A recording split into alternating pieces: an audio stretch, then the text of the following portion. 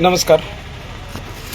नेहमीप्रमाणे मी संजय किणीकर आज एक विषय घेऊन आलेलो आहे. आपल्या अक्रोड तालुक्यातील जे पंचायत समिती आहे, अक्रोड पंचायत समिती, इथे मी उद्या सकाळी ठीक 11 वाजता अर्धनग्न उपोषण आणि कारवाई होईपर्यंत कार्यालयीन वेळेतला हा माझा उपोषण अवलंब करणार आहे. तर त्याविषयी हा माझा लाईव्ह आहे की संदर्भी हा विषय काय होता आणि काय तो कळायला पाहिजे, लोकांपर्यंत पोहोचला पाहिजे की काय विषय होता. संदर्भी गावातील एक अतिक्रमणित गव्हर्नमेंटची जागा आहे. गव्हर्नमेंटची जागा गव्हर्नमेंटला घ्यायची आहे आणि त्या जागेचा तमाम गावातील सर्व शेतकऱ्यांना फायदा होणार आहे. गव्हर्नमेंटचं जे काय कृषी विभागाचे शेतीच्या जे काही शिबिरं असतील, योजना असतील, जागृती असतील, प्रसार असेल, ह्या सगळ्या गोष्टी करण्यासाठी ती आवश्यक आहे. कृषी सहाय्यकांना बसायला माझ्याकडे टेबल खुर्च्या नाही आहेत आणि त्यांची जी हक्काची जागा आहे, हक्काच्या जागेपुढे एक त्रयस्थ जे गावातून नाही आहे तर ती दुसरी व्यक्ती तिथे स्थानापन्न झालेली आहे आणि त्याचं कुठलं काय तिचे काय लिगली नाही आहे, अनलिगली झालेलं आहे आणि लिगली हे डॉक्युमेंटरी ऑलरेडी आहेतच आपले. मग त्याच्यामुळं मी लिगली डॉक्युमेंटरीचा एक अर्ज केला होता, माझ्या ग्रामपंचायतीला केला, ग्रामपंचायत किणी येथे केला, त्याच्यानंतर कृषी विभागाला केला, त्याच्यानंतर मी पंचायत समिती इथे केला. मग ते कृषी विभागाने तेव्हा पत्र काढला आणि त्याच्यानंतर ग्रामपंचायतीने त्याच्यात काय काम केलेलं नाही आहे. आता ग्रामपंचायत म्हटल्यानंतर थोडंफार काहीतरी असेल, त्यांचे हेवे दावे असतील, राजकीय काय असेल, मला त्याचा काही विषय नाही आहे. माझ्याबरोबर कुठले राजकीय हेवे दावे अथवा कुठलं काय वैमनस्य अथवा कुठला स्वार्थीचा विषय घेऊन मी फिरतोय असा भाग नाही आहे. मला माझ्या शेतकऱ्यांच्या भल्यासाठी शेतीविषयक बैठक आहे, योजना, प्रचार प्रसिद्धी करण्यासाठी ही कृषी सहाय्यकांची जागा आहे आणि ही प्रत्येक गावामध्ये ही जागा असायला हवी आणि ठेवायला हवी. आणि हे प्रथम त्या जे काय आपले निवडून गेलेले लोक आहेत, सरपंच असतील, उपसरपंच असतील, त्यांचंही कर्तव्य आहे. आणि गावामध्ये अतिक्रमण होताना शासकीय जागेवरती अतिक्रमण रोखायचं काम हे सरपंच आणि ग्रामपंचायत अधिकारी यांचं देखील आहे. आता ही बघा, शासनाची जागा शासनाला मिळवून द्यावी लागते आणि माझ्यासारख्याला तक्रार करावी लागते. आणि काम करणारे जे अधिकारी आहेत, गट विकास अधिकारी असतील वगैरे, कृषी अधिकारी असतील, हे लोक त्यांची जागा त्यांचे गेल्यानंतर मग कृषी सहाय्यकाला बसायला जागा नाही तर कुठं बसणार, कुठं तुम्हाला योजना, प्रसिद्धी, फळबाग योजना, हे योजना, ते योजना, हे कुठं दाखवणार तो तुम्हाला. म्हणून हा जो पहिला प्रथम अर्ज केला त्याच्यावर कारवाई ना झाली, परत नंतर अर्ज केला, कारवाई ना झाली, असा माझा प्रवास गेली 3-4 वर्षाचा हा प्रवास झाला. आणि ह्याला सगळे रितसर कागदपत्र जोडलं, तेव्हा ते पोलीस स्टेशनला पण पत्रव्यवहार झाला, तर तेही त्याच्यावरती पुढं काय झालेलं नाही आहे. काय साधारणतः ग्रामपंचायतीतून एखादी नोटीस निघाली असावी. नंतर जेव्हा विषय मी परत हायलाइटेड करून मी विषय हा घेतला, त्याच्यानंतर मग चौकशी केली गेली विस्तार अधिकारी मार्फत, चौकशीचा अहवाल देण्यात आला. त्याच्यानंतर चौकशीच्या अहवालानंतर BDO साहेबांचं आदेश पण देण्यात आला. हे BDO साहेबांचा आदेश आहे असा आदेश पण देण्यात आला चौकशी अहवालानंतर. तर आदेश दिल्यानंतर देखील त्याच्यावर कारवाई होत नाही आहे. मग त्याच्यानंतर मग मी काय केलं, माझ्या पद्धतीनं माझं जे काही उपोषणाचा अर्ज आहे, मी संबंधित ठिकाण गट विकास अधिकारी, तालुका कृषी अधिकारी, पोलीस निरीक्षक साहेब, तालुका वैद्यकीय आणि सन्माननीय विभागीय आयुक्त, मुख्य कार्यकारी अधिकारी आणि SP सोलापूर वगैरे हे जे ॲज पर नियमाने मी अर्ज केला.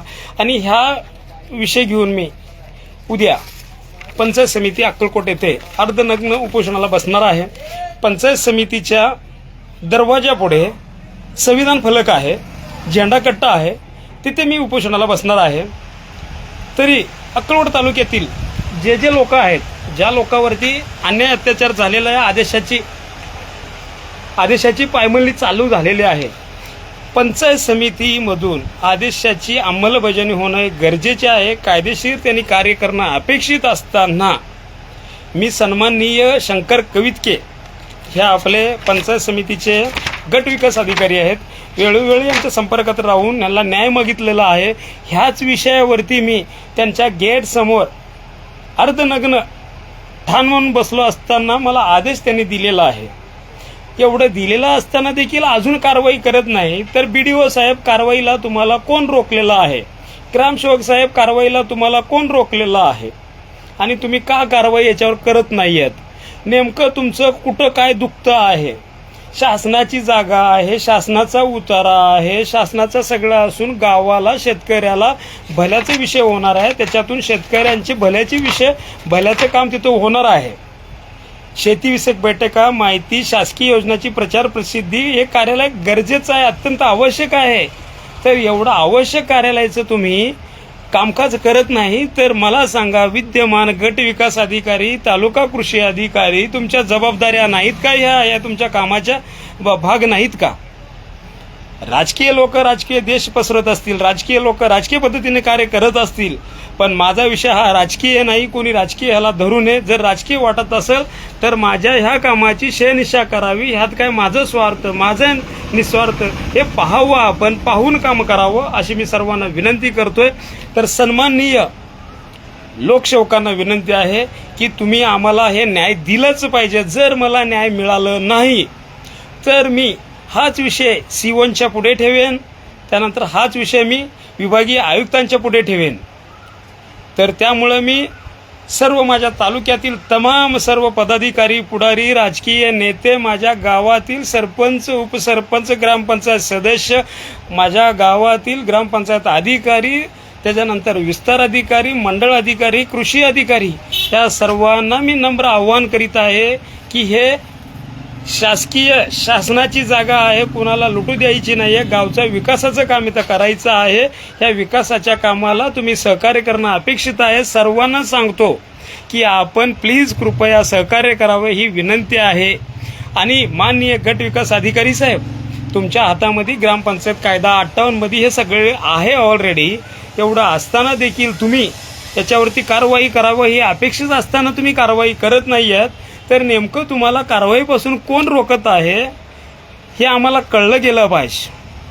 आम्ही चुकीचं तरी काय करतो आहेत का हे तरी कळलं गेलं पाहिजे. जाहीररित्या तुम्ही प्रकट व्हा आम्ही चुकीचं करतोय म्हणून.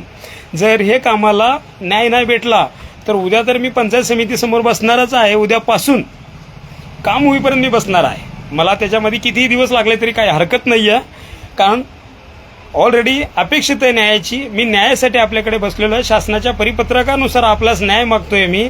आणि हे न्याय माझ्या स्वतःच्या स्वार्थासाठी नाही मागत आहे, माझ्या किनी गावातील नागरिक शेतकऱ्यांसाठी मी मागतोय. शेतकऱ्यांचा भल्याचा विषय इथे करायचा आहे.